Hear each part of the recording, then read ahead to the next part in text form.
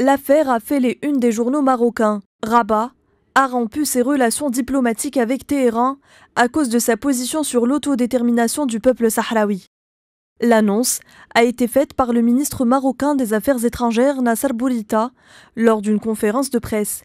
Il accuse l'Iran de fournir des armes au Polisario. Une première livraison d'armes a été récemment fournie au Polisario, le mouvement indépendantiste sahraoui soutenu par l'Algérie, via un élément à l'ambassade iranienne à Alger.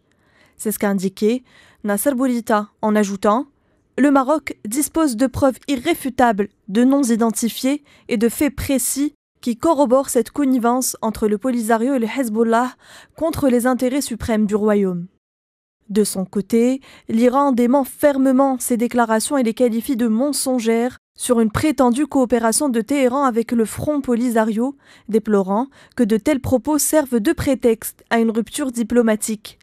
Les autorités iraniennes soulignent dans ce sens que cette affaire est totalement dénuée de fondement, indiquant que l'Iran a toujours eu comme ligne de conduite le respect des pays avec lesquels la République islamique entretient des relations diplomatiques et la non-ingérence dans leurs affaires intérieures.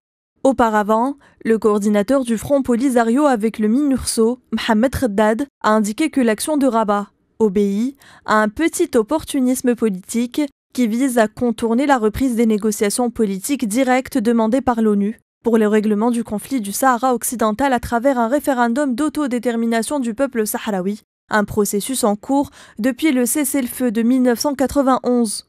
Dans cet ordre d'idées, Khaddad a réfuté l'existence de tout lien militaire avec l'Iran en affirmant que le Front Polisario n'a jamais eu de relations militaires et n'a pas non plus reçu d'armes et entretenu des contacts militaires avec l'Iran ou le Hezbollah.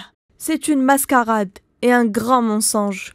Le Maroc cherche une protection de son retrait des négociations avec le Front Polisario qui devrait conduire à une consultation, l'autodétermination de l'ancienne colonie espagnole, conformément au plan de règlement onusien. Nous mettons au défi le Maroc de fournir la moindre preuve. Le Maroc vit dans la folie et ne sait pas comment sortir de son obligation de dialogue, a conclu le même responsable sahraoui.